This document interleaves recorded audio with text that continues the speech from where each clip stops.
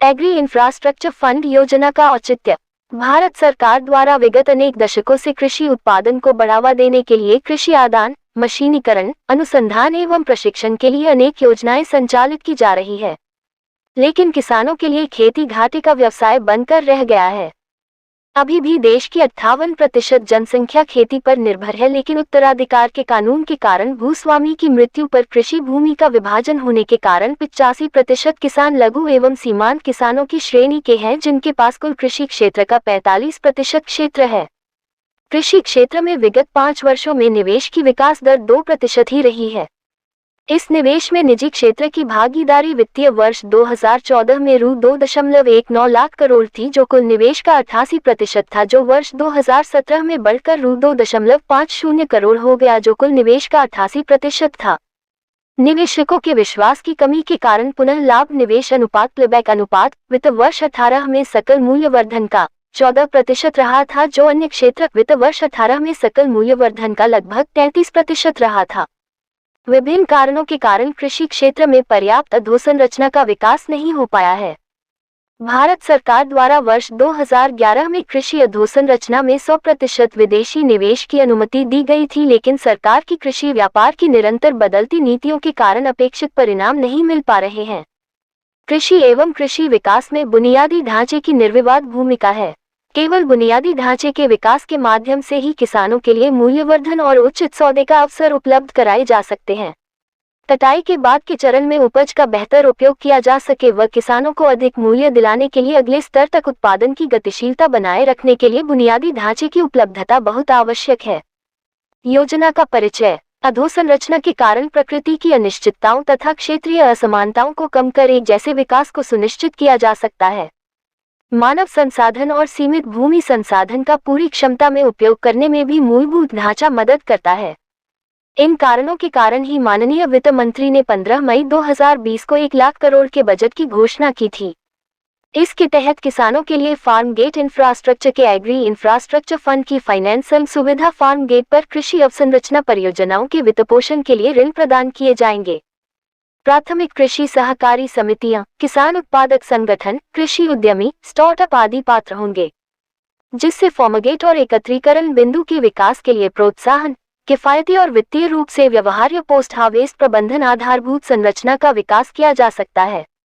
इन लक्ष्यों को प्राप्त करने के लिए DANDFW ने मध्यम एवं दीर्घकालिक ऋण वित्तपोषण सुविधा योजना तैयार की है, जिसका उपयोग कटाई के बाद फसल से संबंधित व्यवहार्य परियोजनाओं में निवेश के लिए प्रोत्साहन और वित्तीय सहायता के माध्यम से बुनियादी ढांचे और सामुदायिक कृषि संपत्तियों का प्रबंधन सहायता उपलब्ध करवाना है। योजना के उद्देश्य। इस योजना का शुभारंभ अधोसंरचना की व्यवहार्य परियोजनाओं में निवेश के लिए मध्यम एवं दीर्घकालिक ऋण वित्तपोषण सुविधा जुटाने से फसल कटाई के बाद के प्रबंधन के बुनियादी ढांचे और सामुदायिक कृषि संपत्ति के लिए परियोजनाओं द्वारा देश में कृषि बुनियादी ढांचे में सुधार को प्रोत्साहन और वित्तीय सहायता उपलब्ध करवाने के लिए किया गया। यह वित्तपोषण सुविधा कृषि में सभी हितधारकों के लिए कई उद्देश्यों को पूरा करेगी, जिसके तहत किसान, FPO, PACS, विपणन सहकारी समितियों, बहुउद्देशीय सहकारी समितियों सहित राज्य एजेंसियां, कृषि उत्पाद बाजार समितियां, मंडियां, राष्ट्रीय और राज्य संघ सहकारी समितियां, FPO संघ और स्वयं सहायता समूह संघ को पात्रता है।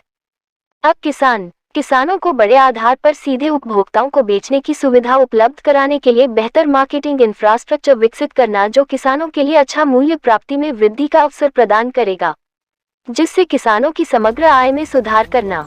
लॉजिस्टिक्स इंफ्रास्ट्रक्चर में निवेश से किसान अपनी बिक्री कर सकेंगे। फसल कटाई के बाद के नुकसान और बिचौलियों की संख्या कम कर बाजार में सीधे होलसेलर, प्रसंस्करणकर्ता व निर्यातकों को बेचना। इससे आगे बाजार तक बेहतर पहुंच के कारण किसानों को स्वतंत्र बनाएगा।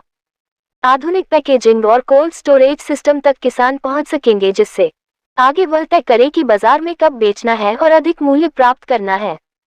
उन्नत उत्पादकता और आदानों के अनुकूलन के लिए सामुदायिक कृषि परिसंपत्तियां। परिणाम स्वरूप किसानों को काफी बचत होगी।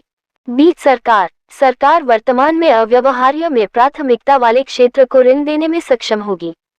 परियोजनाओं के माध्यम से ब्याज सबवेंशन, प्रोत्साहन के माध्यम से समर्थन अभिसरण और क्रेडिट गारंटी, ये नवाचार के चक्र की शुरुआत करेगा और कृषि में निजी क्षेत्र का निवेश बढ़ाने में मदद करेगा।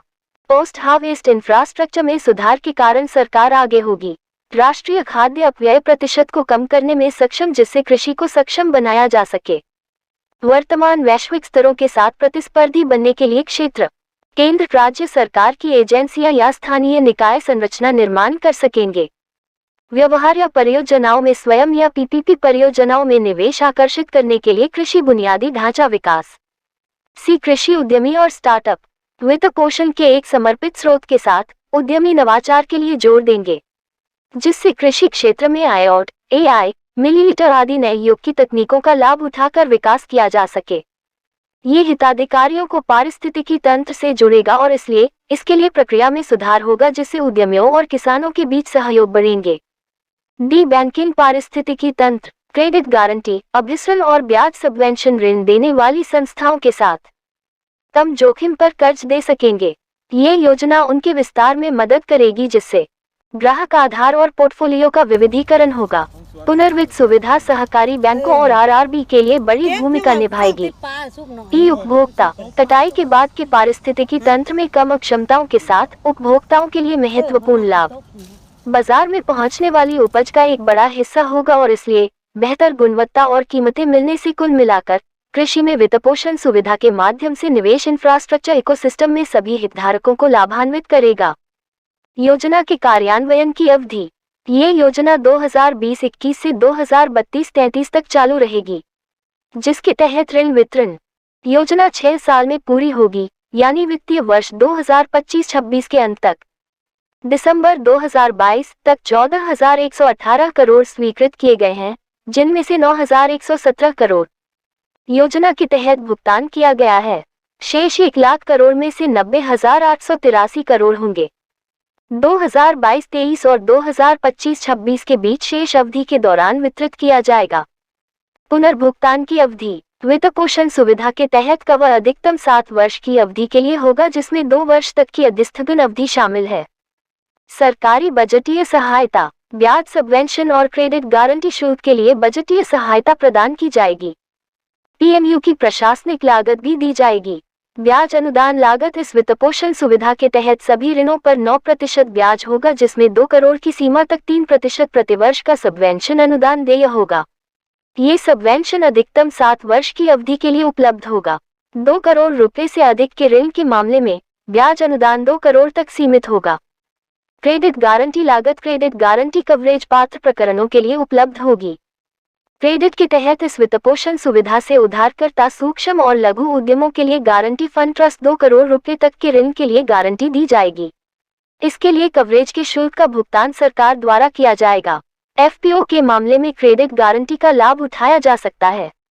FPO प्रोत्साहन योजना के तहत बनाई गई सुविधा से लाभ मिलेगा। DA&FW के तहत भी FPO इसके लिए पात्र हैं।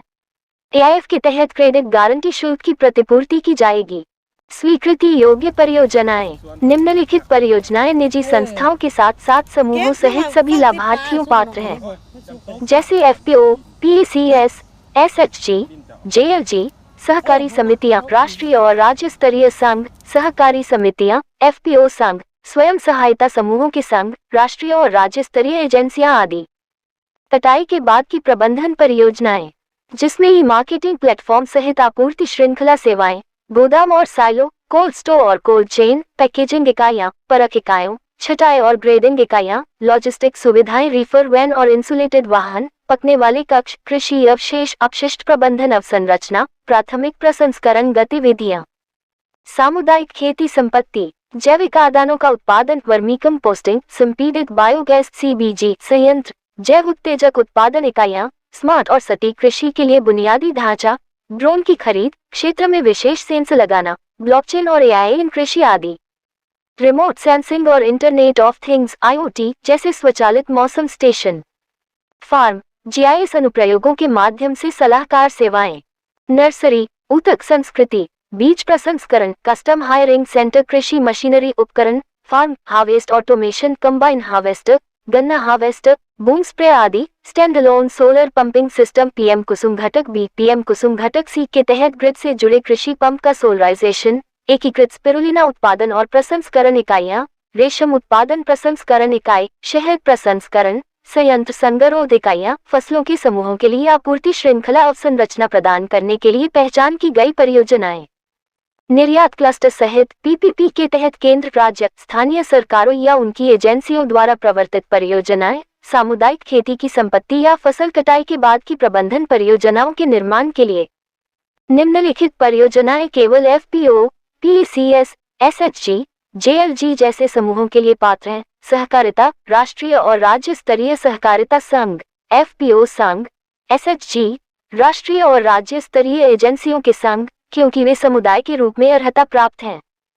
खेती की संपत्ति, हाइड्रोपोनिक खेती, मशरूम की खेती, लंबवत खेती, एरोपोनिक खेती, पॉली हाउस, ग्रीन हाउस, रसद सुविधाएं, गैर प्रशीतित अछूता वाहनों सहित ट्रैक्टर। नोट 1, एआईएफ के तहत किसी भी योग्य बुनियादी ढांचे के सोलराइजेशन को भी वित्त पोषित किया जा सकता है। नोट 2, डिजिटल कनेक्टिविटी और ऑप्टिक फाइबर इंफ्रास्ट्रक्चर भाग के रूप में निवेश योग्य होगा। वित्त पोषण सुविधा का आकार और पात्र लाभार्थी, प्राइमरी सहकारी समितियों को ऋण के रूप में बैंकों और वित्तीय संस्थानों द्वारा 1 लाख करोड़ प्रदान किए जाएंगे, जिसमें कृषि साख समितियां, विपणन सहकारी समितियां, किसान उत्पादक संगठन एफपीओ, स्वयं सहायता समूह एसएचजी, किसान संयुक्त देयता समूह जेएलजी, बहुउद्देशीय सहकारी समितियां, कृषि उद्यमी, स्टार्टअप और केंद्रीय राज्य एजेंसी या स्थानीय निकाय प्रायोजित सार्वजनिक निजी भागीदारी परियोजनाएं, राज्य एजेंसियां, कृषि उपज बाजार समितियां, मंडियां, सहकारी समितियों के राष्ट्रीय और राज्य संघ, एफपीओ, किसान उत्पादक संगठनों के संघ और स्वयं सहायता समूहों के संघ, एसएचजी। एपीएमसी कृषि और संबद्ध क्षेत्र की उपज के लिए विनियमित बाजारों का संचालन करते हैं। मत्स्य पालन सहित भी पात्र होंगे। योजना के तहत पात्र प्रति इकाई परियोजनाओं की संख्या, एक स्थान पर 2 करोड़ तक के ऋण के लिए ब्याज सबवेंशन इसके तहत पात्र योजनाएं हैं। एक स्थान पर कई परियोजनाएं 2 करोड़ की कुल सीमा के साथ भी पात्र हैं।